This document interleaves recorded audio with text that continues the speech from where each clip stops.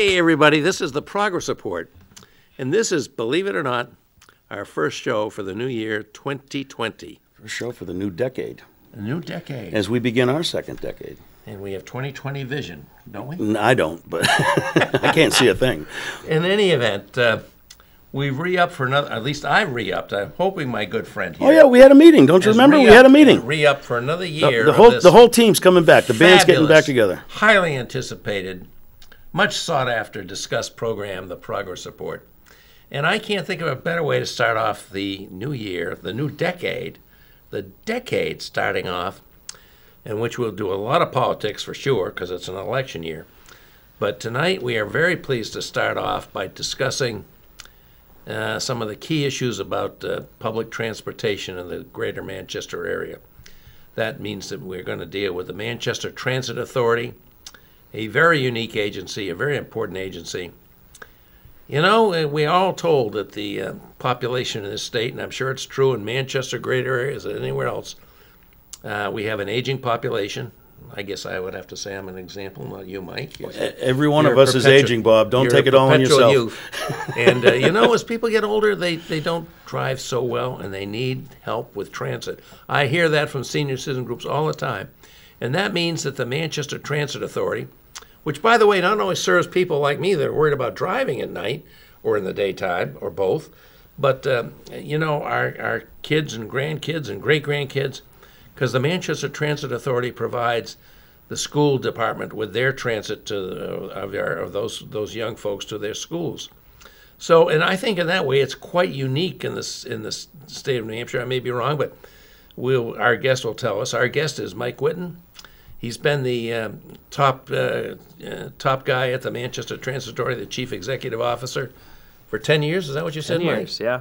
And what I particularly like about him, and he's not been here for a long time, but we're glad he's back.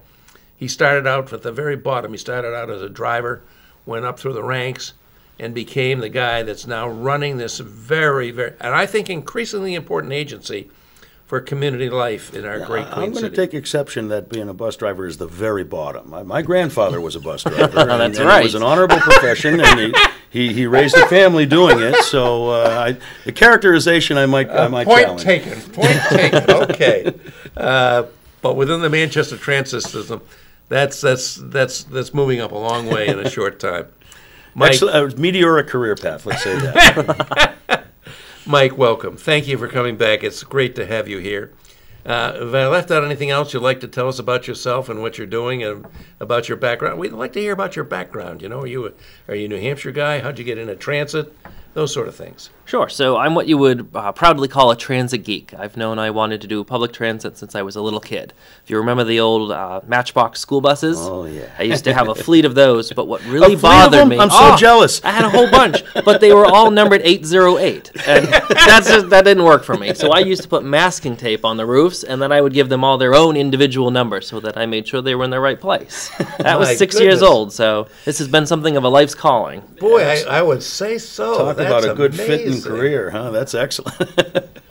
I don't know why this makes me think of it, but my son has a degree from MIT. And MIT is a place that has it may be one of the few schools in the country that has a degree in mass urban transit. Is that right? And I think as a result of that, one of their graduates ended up running the London, the subway system, the Transport for London, yeah. Yeah. And what an interesting thing, and what a great place to come to be the top. I guess you probably didn't go to MIT to do this, did you? No, I'm from Western Mass, and I went to UMass Amherst. Okay. So it's the largest student-run bus system in the country. Is that right? Yeah. So okay. There are plenty of us from UMass that are running transit systems all over the country. And when did you start with Manchester Transit? I came here in 2007. Yeah. And how long have you been the general manager? Since January of 2010. Just had my 10-year anniversary. Wow. Goes fast. You still enjoying it? Congratulations Love it. on that. Absolutely. You love it. Okay. Well, one of the reasons we wanted to have you come here and talk with us, and by the way, folks, we always welcome our callers, 640-3091. I hope you'll participate because I think a lot of people care about this because it's so important to the vitality of this community. the ability of people to get around, and Manchester Transit is absolutely the key to that. Before we get started, Bob, I think I want to just add something here. You've been talking about the folks, who might not be able to drive or have trouble and perhaps maybe need the public transportation, but I also want to add to the conversation that there are people that want to take public transportation because they're environmentally conscious. Good point. A lot of Good other, point, yeah. maybe their income it is better served having one car to leave at home with the family and then and commute to work and back. So there's a lot of other reasons. I don't think we need to look at this as something only for the desperate. I think it should be looked at as a system that's part of the vitality of a city in general. Yeah, so I just wanted to throw that in before we got started. Absolutely. Sorry to interrupt because we're on the roll. That's a fine segue into whatever we're going to talk about next. So the reason I wanted to get in touch with you, Mike, is because I guess it was probably a week or maybe two ago, I happened to see a piece in the Union Leader that the Manchester Transit was actually thinking about, given the system we got, that there are enhancements that you're ready to move ahead on. And I'd like you to talk about what those might be and how they can be accomplished. Yeah, so we had a great series of conversations with the city, and one of our concerns has been MTA's had quite a lot of growth over the last 10 years, but everything has been outside of the city. So whether it's our new services to Nashua and Concord, Goffstown, Hooksett, merging with CART, there's a lot happening, Seacoast, but nothing was happening to the core local fixed route system. That kind of just stayed the same, which is good when it was the height of the recession and budgets were tight and cuts were happening all over the place. We kind of survived through that, but then I think we were kind of left to the side, and it's time, I think, that we reevaluate whether there are some critical improvements we can make to, like you were saying, attract some of the choice riders. If you don't have an option, then the bus service works. It will get you where you need to go. It may not do it very conveniently or in a very time-effective way. That's what I think we need to change. We need to get more frequency. Even the busiest routes, you think of Route number 8, which runs along the South Willow corridor out to the Mall of New Hampshire, Walmart on Gold Street. More than 5,000 people every month use that bus, and it still comes once an hour. Yeah. Would you stand outside in the middle of January on the sidewalk for an hour waiting for a bus? Probably not. All right. I think later on in the conversation I want to talk about that, about the level of service and that kind of thing. But as I told you before we got started, I want to listen. I want to learn more from you about how the transit system works. You say these routes have pretty much been in existence for a long time now. They were perhaps driven by recession and budget tightening. How are your budgets now? Are you getting the budgets that you need? Are you even funded by the city, or do you rely upon fares? How does your finance work? Yeah, so it's a series of things. Our largest funding source is federal, so Federal Transit Administration. We're what's known as the Section 5307. We're a small urban transit system. And then that requires local match, and by far the biggest source of that is the City of Manchester. So we could not have this service without the city. They're a vital partner in everything that we do. And does that mean actually city funds are going to be city services, or how do you make that match? It has to be cash match. So we receive about $1.2 million each year from the city. That funds the local fixed route service as well as Step Saver, which is for people who have a disability that prevents them from using the fixed route service. Mike, can we put up the map of the you have? Sure, yeah, Brendan, if you could get that ready. We're giving them a little bit of short notice, but we'll put that up, and I guess we could use it as a point of discussion. So, what are the service enhancements within the core area here of the city itself that you're talking about? So we're looking in this first year really just frequency, and that may be, like I said, the South Willow, moving it to every 30 minutes. I think ideally in a perfect world, I'd love to have the busiest routes running every 15 minutes. Sure. I'll take 30 as a segue. It gets us there. I realize we have to also be aware of the fiscal constraints on the budget. You can't just see, a huge multi-million-dollar influx in 1 year. You're going to have to grow to it. But we're at the same level of local match that we were 15 years ago. So I think just because we can't take giant leaps doesn't mean we shouldn't take small steps. Yeah. And then there are other routes. The airport, route number 3, only has peak service. So at 9:30 in the morning, there we go, Brendan. we go into a drought. There's no more service until 1:30 in the afternoon. So maybe we could increase the frequency there to fill in some of those holes. Yeah. So So we have up on the screen now Yeah, this is what our viewers are seeing. this is what our viewers are seeing, the service map. And there were certain areas where there was really essentially not many, but a few, I think 3 areas in which last time you were here you told us really the MTA was not serving. I think one was Boynton Street, one was Goffstown Road, and I can't remember the third. Are we going to be seeing service in those areas, or is there still not enough demand as you see it? We won't, and that's exactly the reason for that. The demographics, the population base in those sections just don't warrant strong transit. I don't want to run a bus just to say that there's a bus there. If it's going to be empty, going back and forth, it's just a waste of taxpayer money. Was it especially when you got frequency issues on Willow Street? Correct. Yeah, I'd much rather run it more frequently where the service is needed and where it will be used. But you do go over on the west side. There's the Hackett Hill Yep. run. There's another run that goes down the south end, down to the malls and shopping centers. Seems to be a lot of connection to the shopping centers. That seems to be a primary focus of your route development. Yeah, it's a big anchor, not just for people that want to get to the services to shop, but also that's a great employment sector. So the most common reason people ride MTA is job access. Is that right? Yep. Huh. Not to shop, but for get to their jobs. Yeah, shopping is fourth. Job access is first, then for medical trips, and then for school. So you have a lot of access to the Dartmouth-Hitchcock facilities and Yep, the VA hospital, hospitals the and- Elliott, yeah, CMC. Yeah. Wow. Yep. Okay. Let's talk about the environmental issues these days. We are very concerned today about, and we should be, about carbon pollution and, fossil fuel-fired vehicles, including buses, are part of that problem. How's MTA going to be able to address that? So one of the things we're most excited about, we've just been awarded from New Hampshire Department of Environmental Services money to buy 14 propane-powered school buses. So the transit buses are one thing. To me, school buses are really where we should start. That's our most vulnerable population, our students out there in the neighborhoods. If you've been behind a school bus, you know how much it stops and goes, just kind of spends most of its time idling. Switching those to propane, getting rid of those diesel exhaust emissions. You mentioned something that I'd like to bring up, the stopping and starting of school buses.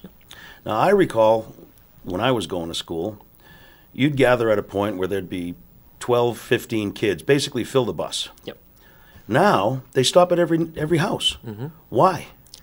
So that's one thing we've tried to change. Hopefully you've seen some improvement this school year. So MTA's directly taken over the school bus routing starting with this school year, and that's one thing we tried to do was restore neighborhood. You didn't have it before? No, it was done by the school district. Oh, so we were a vendor to them. That's a major change. Yep. So this is the first year we've had that back, and that's the first thing we started with was these neighborhood stops, gather people together, less impact on the flow of traffic. It's safer because you've got more students in the same spot. It's easier to see them, so when they're out there, especially this time of year, it's dark in the morning when the buses are coming through. So I think it's a better approach. Usually the only barrier to us, not all of the neighborhoods have safe walking paths to a central stop. So think about a place like Hughes Road. You're not going to have your elementary school student walking in the breakdown lane of Hughes Road. There's no sidewalk. So those get house pickups. But where we can, we try to join them all together. Well, I hadn't noticed it, but I'm glad to hear that it's in the works, because that's an there. enhancement. Because obviously at that particular, especially on the into-school route, you're sharing the road with a whole bunch of commuters, so it's pretty hectic. And it seems to me every time they open that door and that stop sign comes out, it's there for a reason, because there's a risk. So I just could never understand, not to mention increasing the length of the ride for these kids, too. You have to start earlier. So I'm glad to hear that common sense is beginning to prevail, and I'm sorry to hear that our school district felt that other method was a good way to go, because I don't see the logic of it. Well, it's a challenge. I can see the difficult position the district is in. You want to please parents. Every parent would love it if, I'm a parent. I've got 2 little kids. I would love if the bus would stop at the end of my driveway and pick my kids up. It's driving by anyway. It doesn't seem like that big a deal, one family at a time, but we transport over 5,000 students every day. 5,000 house pickups, as you said, is not anywhere close to sustainable. Not to mention the fuel economy aspects of it and everything else. Speaking of fuel, to go back at something that Bob had mentioned, I think it's a good thing that you're getting the propane-driven vehicles, but propane is a carbon fuel that will burn and emit. It's arguably better by degree than diesel, which is arguably better by degree than gasoline. But why take the intermediate step? Why not go electric? I think all electric is the future. I think that's where we're getting to. MTA is in the middle of a fleet replacement on the transit side right now, and my hope is that these are the last diesel buses we're ever going to buy. I think 10 years down the road. They'll be in service for a long time. 10 years, yep. Okay. Excuse me. Okay. So when are we going to have an electric bus to sort of get people excited about zero emission public transit? I think it's going to be 10 years. Really? It's just too costly right now. Yeah. Yeah, I understand it is quite costly. But one of the exciting things I've learned about Manchester Transit, and you just mentioned it, is our service to outreaching communities, Concord, Nashua, Goffstown. How's that service working? I guess you have a lot of service up to Concord every day. Who mostly uses that service, and how's it working out? So that's also job access. Concord and Nashua, it's mostly people going for work trips. Let me ask this. Why isn't Concord coming down here? Why did we have to provide the service? So MTA is positioned centrally, if you think of the Capital Corridor. Mm-hmm. You do have Concord Area Transit, you have Nashua Transit System. We're in the middle. We're also the only transit authority in the state. So Nashua Transit System is a city department of Nashua. Mm-hmm. We have the autonomy and the flexibility to kind of bridge some of those gaps between communities. So it was easier for us to go first. The hope is that other systems will build on our connectivity, and then you'll have more frequency through that. Because I don't think at the end of the day someone cares whether it's an MTA bus or an NTS bus. They just want to get where they need to go. Yeah. So like the service to Goffstown, how does that work? It's not a regularly scheduled service, but it's sort of an on-demand situation. Is that it? Yeah, so Goffstown and Hooksett each have community shuttles. So in Goffstown, their service runs Monday, Wednesday, and Friday from 9 in the morning until 2 p.m. And it's demand response, so it's reservation-based. And it's free. Doesn't cost anything to use. Really? No kidding. Yeah. I was not aware of that. And then, of course, you have the Green Dash, which is free in the core center of the city of Manchester. Excuse me, my goodness. Yes. Yeah, when we take area our break, shuttle. we'll see if we can get you some water. Fix Yeah, that. so the downtown area shuttle, the Green Dash, runs from Brook Street all the way to Market Basket and everything in between, connecting the Mill Yard with downtown. And like you said, that's also free. Yeah. We should take a break and give you a chance. Oh, I'm sorry. My goodness. Okay. We'll take a break. Folks, we have a great guest with us. It's Mike Whitten, the Executive Director of the Manchester Transit Authority. A key part of the what we have as an urban center, the biggest urban center in New Hampshire, is our ability to transport people who need help with transport or choose to have transport as opposed to driving themselves, and with all the costs that involves, including environmental costs. And so we'll be right back with Mike Whitten after break. Call in 640-309. We'd love to hear from you. We really would.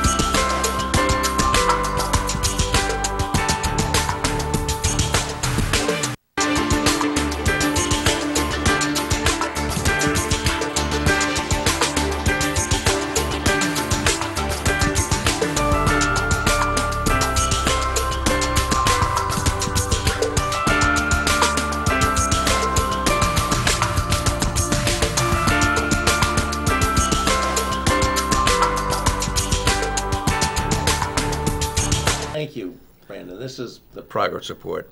This is the first show of the year, for the decade of 2020, and we're starting it off with a terrific guest, Mike Whitten, the Executive Director of the Manchester Transit Authority, which is a vital part of our community and bringing our community together by providing transit options for people that are not able or do not choose to want to drive places. They will take you to many places at a reasonable cost, very low cost, and they also serve. And I think you're quite unique in this, aren't you, as the transportation for the Manchester School District? So. Yeah, most of the buses you see are, Bedford School District, not usually transit and authority here we buses. have the Manchester Transit Authority providing, I think Mike said 5,000 students every day. To their schools throughout the city of Manchester. But that's not a problem, right? That's a good fit with your expertise, isn't it? Bedford doesn't have a transit authority that they could rely on to get their kids to school. Yeah, right? we're one of, I believe, only 3 in the entire country that do both school and transit from the same organization. Really? So it is very How did that rare. come about? We've done that since our inception in 1973. Yeah. Wow. So right now it's prohibited at the federal level, but because we've been grandfathered in and the district has never contracted with anyone other than MTA, if we ever lost the contract, there would be no going back. We would be out forever. Yeah, really. Has that ever been threatened? It has been, but fortunately, I mean, the reason the prohibition is there is because MTA has a lot of cost advantages over anybody in the private sector. We're a government entity. True, sure. Our fuel costs, our labor costs, everything like that. Yeah. So that's saving Manchester taxpayers money. And then the school district and the city both benefit from the mutual overhead. There's only one me. There's one finance department, one set of maintenance. So all of that overhead can be divided between both services. If we lost the school contract, for example, the cost for transit, for the same amount of transit, would go up. And the same would be true if transit was gone. Our cost to the district would go up. Some real synergies there. Yeah, everybody benefits this way. That's really interesting. Can I jump in on a topic? You're talking about innovations, getting in some new buses in the fleet. I understood they're school buses, but you got some new buses in the fleet, and you've switched from the blue and white livery to this nice brick maroon kind of color. I like the new logo that's kind of reminiscent of a roadway in some ways. Perfect. That's what it's supposed to be. It's got movement in it. These buses harken back to my childhood when the buses were maroon and some sort of a cream color. I remember because we used to grab onto the rear bumpers and slide down the road behind them when it was a snowy day. We weren't supposed to do that, but we did. I'm sure you were. We did it anyway. It was faster than walking home, I mean, Sure. you just grab onto the bumper, and the kids in the bus would be yelling at us to get off, but we didn't care. But anyway, I digress. But I wanted to say I really like the nostalgia factor of that livery, and I wanted to ask you how'd that come about? How'd you come up with that as part of your marketing plan? So, with respect to any consultants that are watching, I am not a fan of consultants. I feel like it's a waste of money most of the time, and you spend a fortune on something that you should have been able to come up with on your own. So what we did for the rebranding, we partnered with the Manchester Community College. So the senior design class there came up with this as part of their thesis project. So we ended up having 24 different options to choose from. All of those students got real-life work to put in their portfolios, and it didn't cost us a nickel. So it was perfect synergy. And is this? I presume this is something all the new buses coming in are going to. Now, did you repaint any of the old buses? I'm asking because I don't know. We did not. So 2014 is our hard cutoff. That's where you'll see the maroon and silver versus the old red, white, and blue. As the new buses come in, everything comes in with a new livery. And how long is it going to be before you completely change over your fleet to the new? Hopefully by 2022, everything is done. I'll be darned. And by then, some new consultant will come in and say your colors are wrong and you got to change them, right? Isn't that how it works? Well, we've got some exciting things coming with them, even things like the fare box. So the new buses, you can tell from the new color that it's got the new fast fare box. Those are going to be able to allow us to take mobile payment. So you'll be able to just, tap your phone on the top and go. We haven't rolled it out yet because the old buses don't have those fare boxes in them, and I don't want to frustrate people where, it all depends on what color the bus happens to be that picks you up today. But as that gets complete, that'll be something that we roll out. There'll be a lot of real-time interfacing for passengers. It's one thing to know that the bus is scheduled to get there at 3:15. But if it's snowy or the bus is running late or there's traffic, I don't want to stand out there when it's 10 degrees. So kind of like an Uber You'll car, be you able to can pull see it it up. coming. You will know exactly where that bus is. Which helps you make the decision, should I just hoof it or should I wait for Right. the bus, right? Yep, So what is the basic fare for transit in Manchester? $2. And what do you get if you're a senior or a frequent user, or what are the programs you offer? Yeah, so we have a half fare program. So if you're 65 years of age, or you have a permanent disability, or you're on Medicare, you can ride for half that, so it's $1. And then there are day passes for $5 or $2.50, and those allow unlimited access to all of our routes, including our intercity buses to Concord, buses to Nashua. Yeah, really? Your buses to Concord and Nashua, how frequent are they, and what's the typical rider using that service? So they run about 5 or 6 times a day, couple hours in between. Again, not the frequency we want, but those buses all break even. So one of the things that was important, it was Mayor Gatsis at the time, when we launched this, I had made a promise to him that we were going to go with this regional service model, but it wasn't going to require additional investment from City of Manchester taxpayers. Yeah. So to ride to Concord or ride to Nashua requires a day pass. You can't ride for just the $2. So you have to have the $5 day pass or $2.50 if you qualify for half fare. That allows us to recoup enough fare box money to cover the cost of the trip. That's why there's only 5 or 6 of them, because it's the most that we can run and still break even. So overall, how much of your revenues come from the fare box as opposed to federal and state assistance? So we bring in just over $500,000 a year from Farebox, and the total transit budget is $4.7 million. So it's a significant piece. It's one that I feel like it's a catch-22. I'm totally aware of the argument that there should be some type of user fee. I've heard from plenty of people, you have to pay your fair share. At the same time, from a business model, it doesn't make a lot of sense to me. The average fixed route fare costs MTA just over $7 per trip. Our average fare, because of how many people qualify for half fare, is only $1.10. You take out of that $1.10 the cost for the armored car, for the banking, counting the money. The fare boxes are $18,000 that are in each bus. We only end up netting 88 cents. So Wow. 88 cents is the difference between the system we have and a free fare system. Yeah. And if the bus system were free, think about all of the implications that would have on the community. Not just ridership that would skyrocket.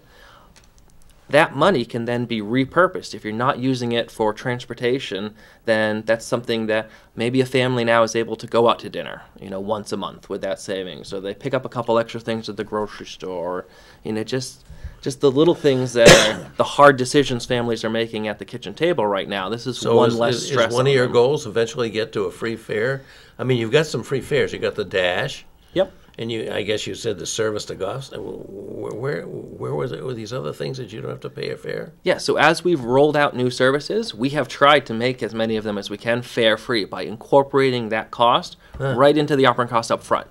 One of the challenges is we could make the system fare-free in Manchester, but you would have to match that $500,000 that we're taking in for Farebox right now. That is a huge ask. To ask the city to all of a sudden come up with $500,000, I don't know that that's reasonable. Can we get there through a graduated approach where we maybe find some public-private partnerships, maybe some private sector sponsors can do that? We've had success with that at the university level. The University of New Hampshire, Southern New Hampshire University, the Manchester Community College, they all have UPass programs. So their students simply show their student ID, they ride the bus for free. And then they act as the local match for those specific routes. Yeah. So we have a blueprint there. If we could somehow maybe partner with some large employers or different members of the private sector, that would reduce the amount of exposure that the city tax base had to incur, and it could still get the system to be free. So I think we touched on. I'm not sure we got to an answer. What about offering Sunday services and services later at night? Yeah, I wanted to get into that too. Not only Sunday, but extended service into the evening. If not every night, maybe weekends or maybe Thursday night. Mm-hmm. Thursday used to be a big night in Manchester. Certainly did. Expanding, I guess, the service, and after we talk about that, I've got another side of the service that I want to talk about. But what are the possibilities of that? And again, what it seems we're trying to drive costs down to zero, or drive prices down to zero. You never drive costs down to zero. Sure. Drive prices down to zero, and yet increase the service to make it better service. I mean, that's what by definition, right? Can that be accomplished? Yeah. Is it impossible? The great part, take evening service. So we actually started it 2 years ago. So we've tried to be very, we pick and choose which routes because it's important to us that when we roll something like evening service out, it has to succeed. If I put everything in one basket and we launch evening service out to the mall and nobody rides it, not only is that service going to get cut, that argument is going to be brought up against us the next 2, 3, 4 times we propose evening service. So we started with routes 5 and 11. So those are the buses that go out to the Manchester Community College, Front Street, Hackett Hill, and out to SNU and River Road, because those are really the most inclusive routes. They don't rely on a lot of transfers. One of the problems is you could run the mall bus until 10 o'clock at night. Unless you live downtown or on South Willow Street, though, you can't get home. It doesn't do you any good if I get you from the mall halfway to your house.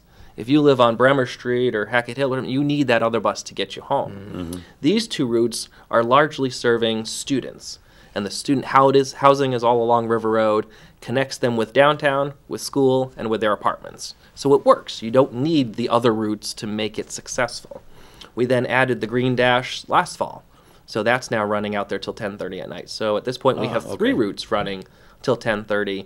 It's Monday through Friday, but it's trying to kind of grow. We want to have an evening presence, but we want to do it in a way that's sustainable so that we're not adding service and then cutting it next year and switching it over here. Empty we want you buses to at trust that when MTA puts something out there, as long as it's successful, you can count on it.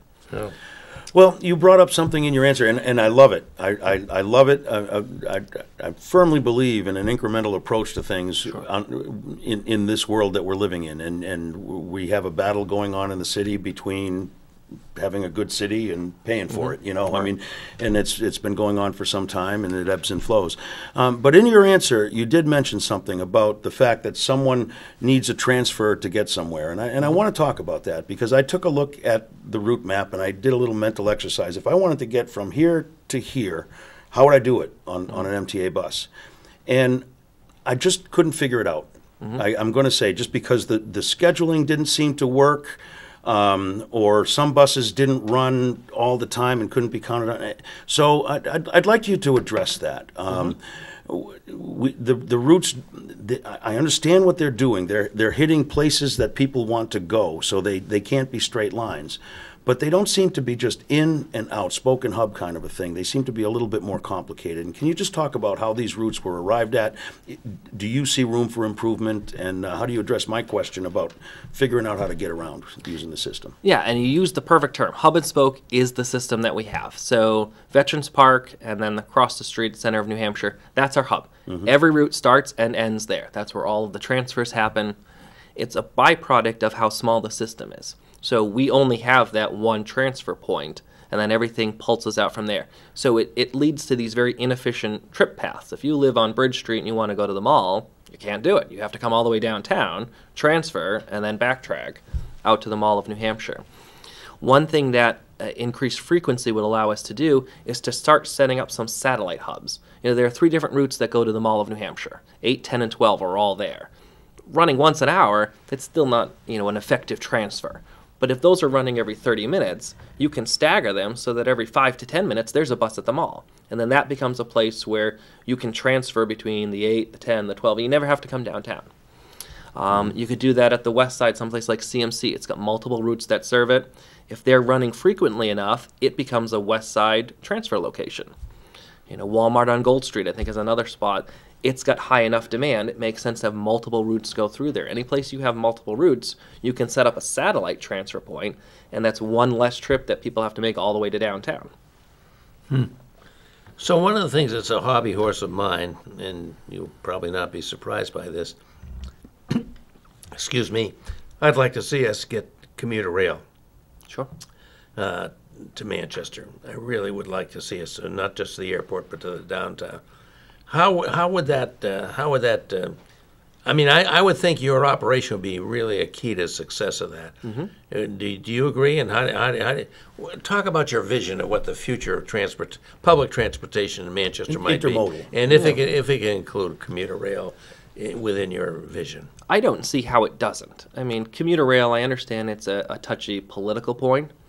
I think all of the polls, all of the data show, especially when you look at age, that's something that younger folks are demanding. And we saw the importance of it when Amazon was looking at their second headquarters. Indeed, we did. They required rail access. It wasn't an optional piece. And then all of a sudden, you saw some people at the state who had been opposed to rail. Like our If governor. it was going to get us Amazon, Yeah. well, now rail's great. And then we weren't selected, and then they went back to Right, their exactly, right. previous Yeah. views. I think it's simply a matter of when. I think rail just makes too much sense as the population in southern New Hampshire keeps growing. Boston keeps growing. You need that interconnectivity. You can't Yeah, build we- enough lanes on 93 to handle We it. really, I couldn't agree with you more. So, I've been talking with folks about Nashua. Maybe did I mention this? Did I bring this up? Nashua does offer Sunday service on their bus system.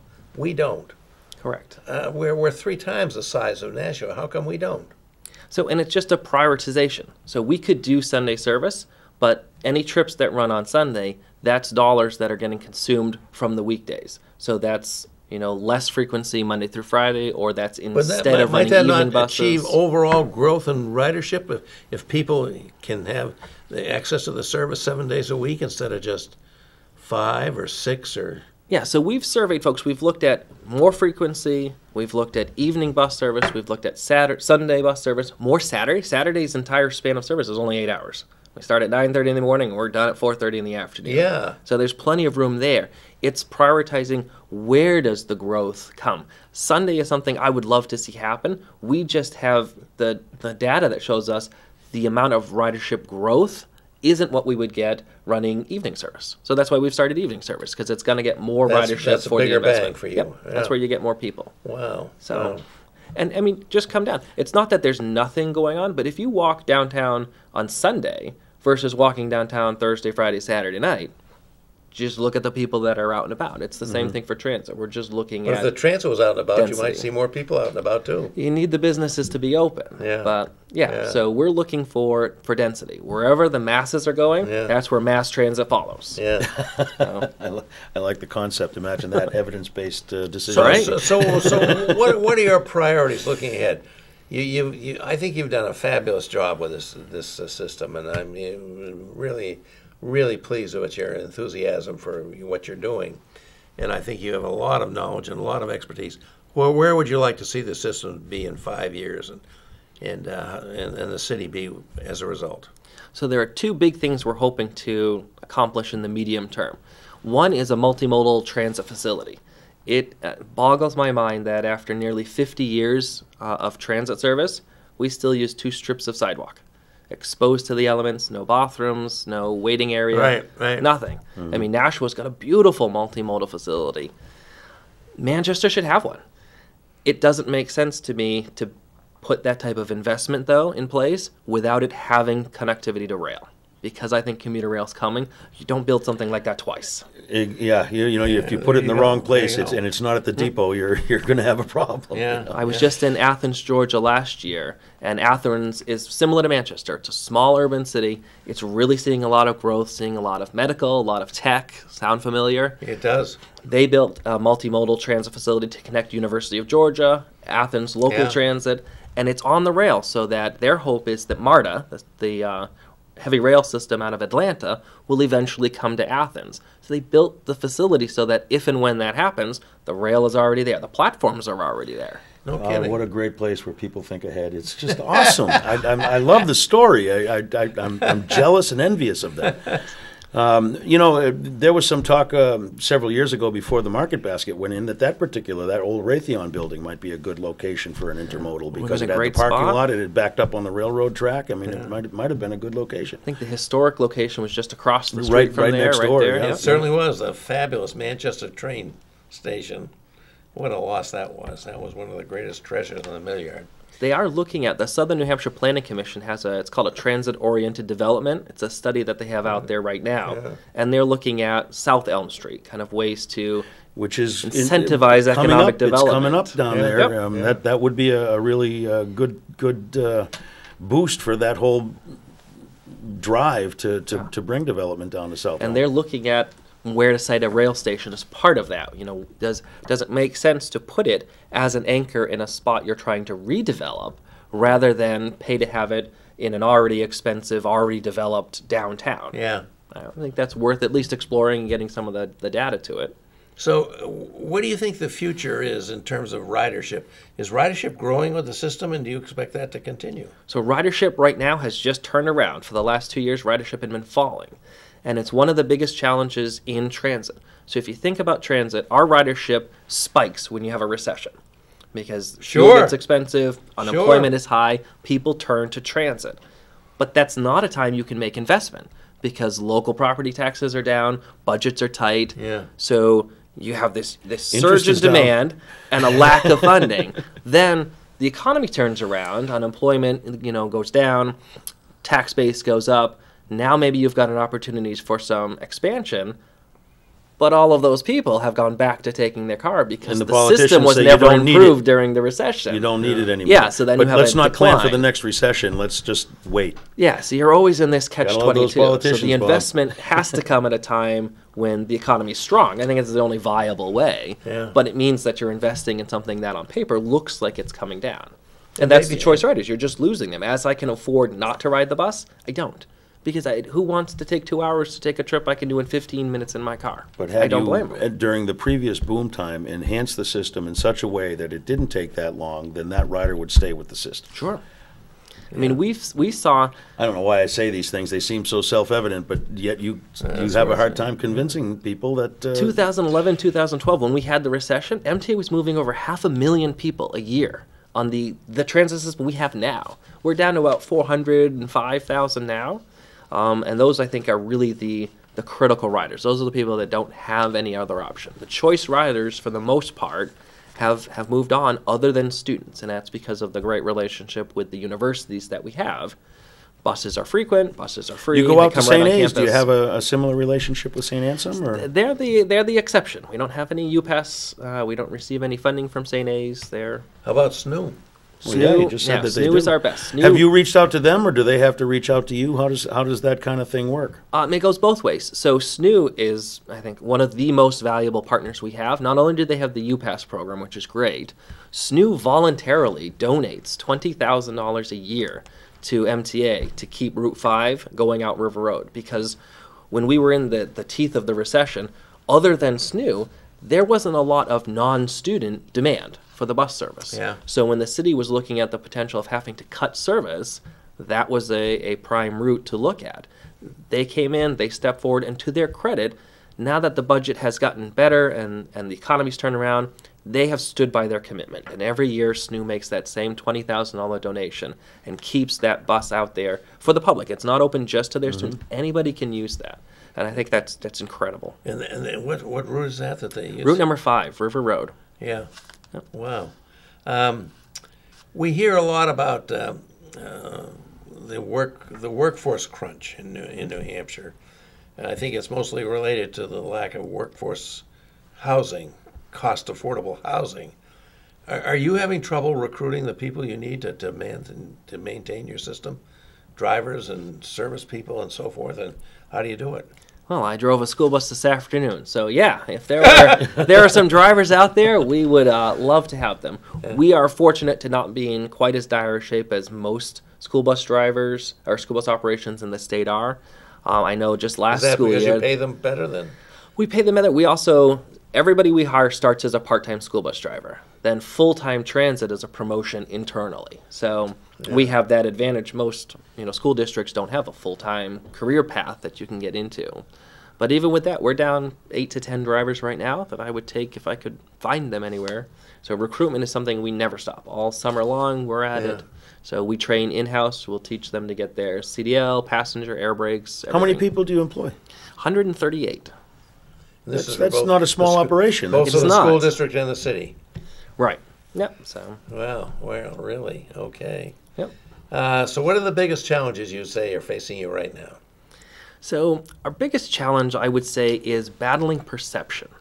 So most people, when they think of public transit, they think of it as something that's just out there for some of the needy people in society. They don't think of it as a viable transportation method for everybody. But if you go to some of the larger cities... That was kind of the point I was trying to make at the top of the show, that it's not just for the bottom. It's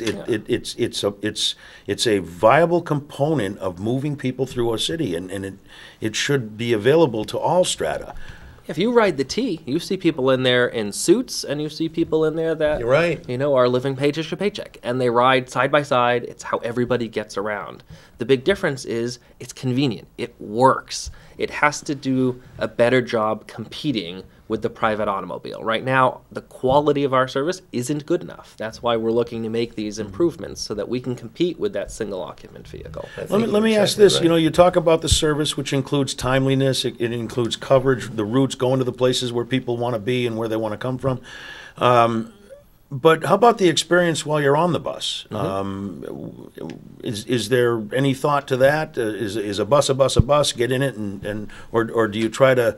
I don't even know what it might be. Netflix on the screen? No, I'm not talking about that. But make sure that they're as clean as a whistle. Having a bus driver that's in a good mood. I mean, there's a lot of things that can make your bus riding experience a little bit better than it might otherwise be. So, can you talk about that a little bit? Yeah, there are a lot of things that we do. Even something like if you think about accessibility, buses in the old days used to have a lift in the back, and if you used a mobility device, a walker, or wheelchair, you loaded basically in the trunk and everybody watched as it happened. All of our vehicles are low floor. So the bus pulls out, a ramp folds out, and you come in just like everybody else. Yeah. It's faster for everybody, and you're not a spectacle.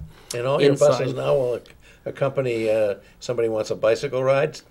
Yep, they all have bike racks. They all have bike racks now. They have new seating. I love the new seats that you could see in the maroon and silver ones. They have a fabric on them. It's a Defender fabric.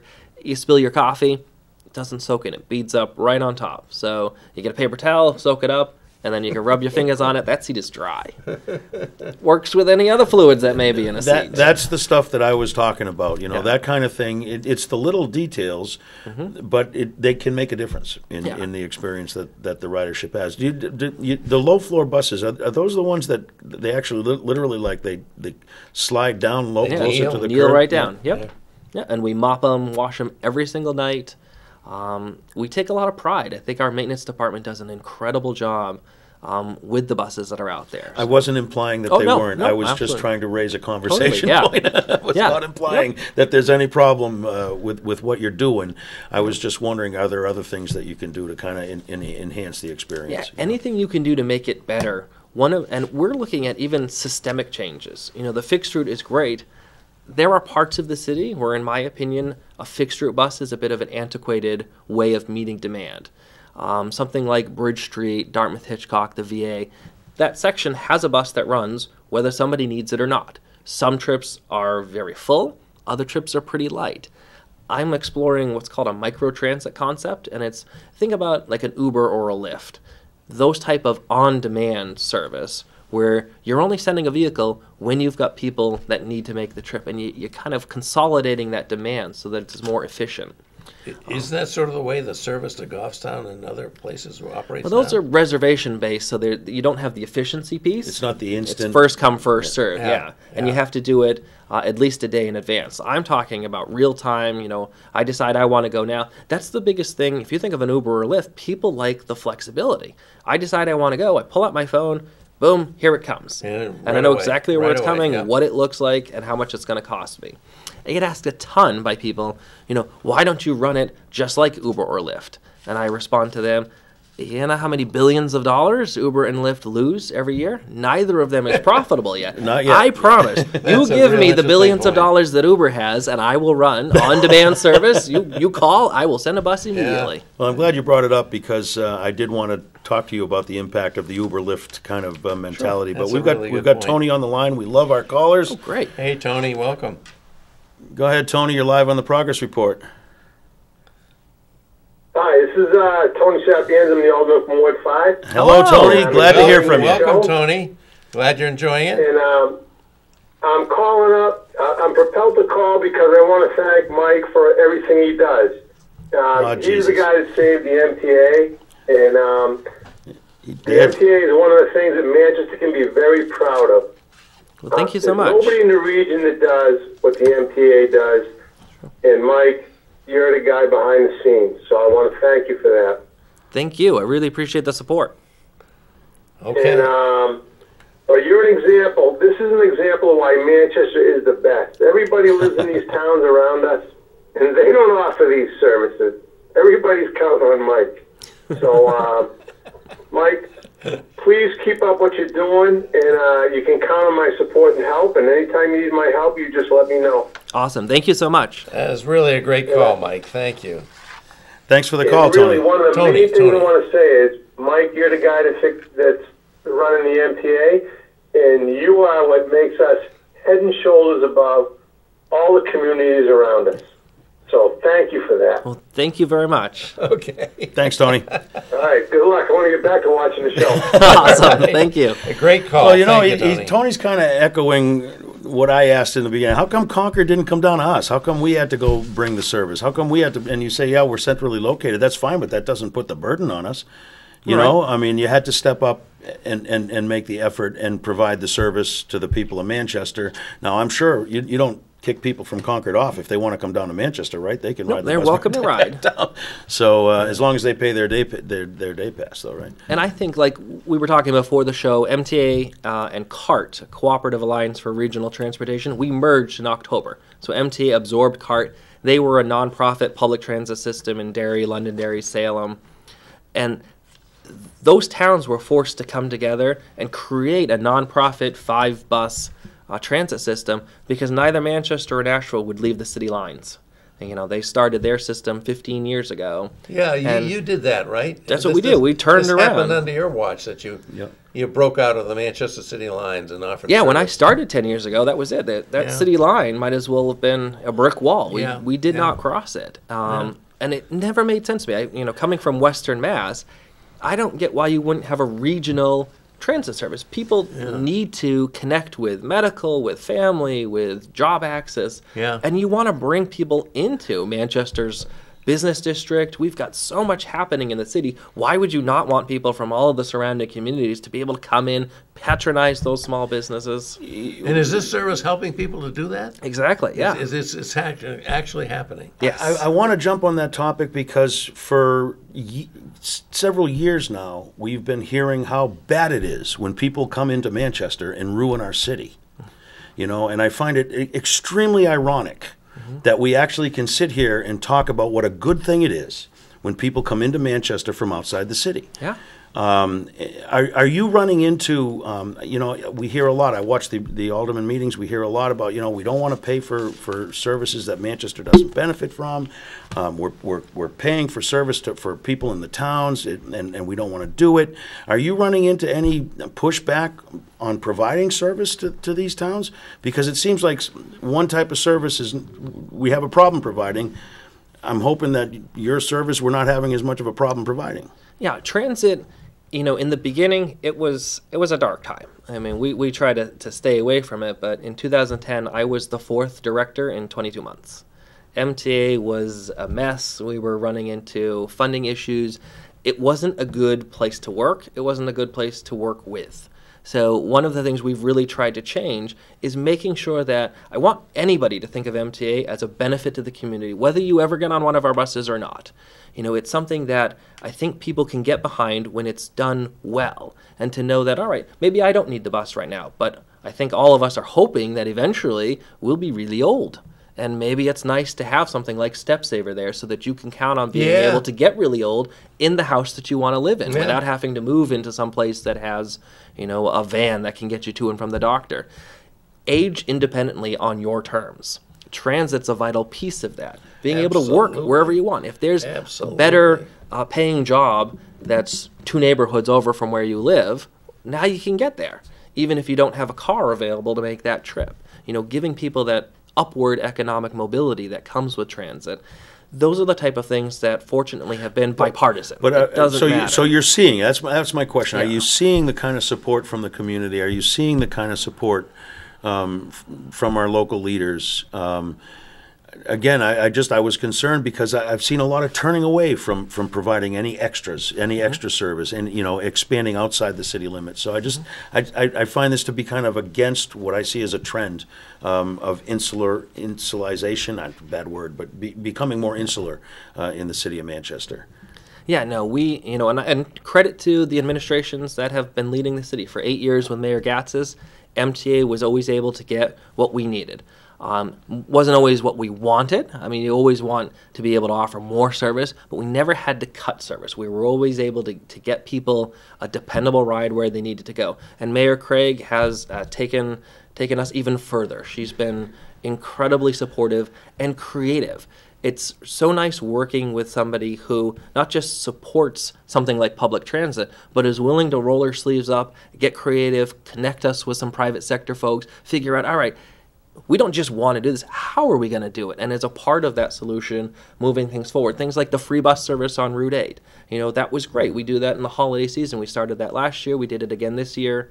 Free rides for students, high school students on transit buses. That was Mayor Craig's idea. We were able to take it, find a way to implement it, but without her, I don't know how long it would have taken somebody else to think about that. I like to think eventually we would have come up with it because it's a good idea, but she beat us to it. That's a benefit, promoting public transportation use among young people. Once you get in a habit, it's easier to carry on as an adult. And every high school already has a city bus going there. So whether it's Central, West, Memorial, if you have existing transit that can get the students from their houses to school, that's black and yellow school buses the district doesn't have to pay for. And that's money that instead of going into a school bus can go into the classroom. Maybe it's the difference between another teacher or another foreign language program or something like that. But that doesn't hurt the transit authority? I guess you're getting the rider one way or the other. It doesn't matter what color bus they ride on, yeah, right? My cost is fixed. If you think of something like a transit route, I mean, it doesn't matter whether there's nobody on the bus or the bus is stuffed. Costs me the same to run it. So anything that increases ridership, we're for. And I think one of the best things about the partnership with MTA and the school district, it's not a profit-making venture. We're a public entity. So if there's a way that we can save the district money, especially if that way is by taking buses off the street, consolidating routes so that there's less out there, we're absolutely for it. That's one of the reasons we wanted to take over the routing, to see if we could find a more efficient way to do it. We saved the school district over $100,000 in this budget alone on transportation costs. Well, that's a good note to end the show on, Bob. It's a good note, and Mike, thank you. An hour already. You were right. This does go by fast. It goes by fast. Very fast. It's wonderful to hear somebody who's so enthusiastic about what he's doing. We could talk transit all night. Yeah, we could talk transit all night. I could play Matchbox cards with you all night, But I got a couple things I want to do. First of all, hey, we're having a meet and greet for your West Side representatives. I'm one of them. Tuesday, January 21st at the William B. Cashin Senior Center, 151 Douglas Street. I hope a few folks will turn out and tell us what you think about what we should be doing as your reps on the West Side. And I wanted to say also that next week, Mike will not be with me because it's... Well, we have a postponed Hibernian meeting with the first of the year being on Wednesday. But I am expecting to be here next week. That'll be January 15th, 2020, for our second show of the year with the irrepressible and always feisty Arnie Arneson. I'm missing all the good shows, Bob. I'm hoping to have maybe Michael Bennett join us either by Skype or some way as a presidential candidate. But this has been terrific, and thank you so much for what you're doing for the city and for joining us on, again, short notice. But it was really great to have you here, Mike. Anytime. Always a pleasure. We'll have you back for sure, because it's great stuff. I love to hear about our transportation, and how we're making it really work for the citizens of our city. So thank you very much. Folks, thank you. Tony, thanks for calling in, and we'll be back next week. All right. Happy New Year, everybody.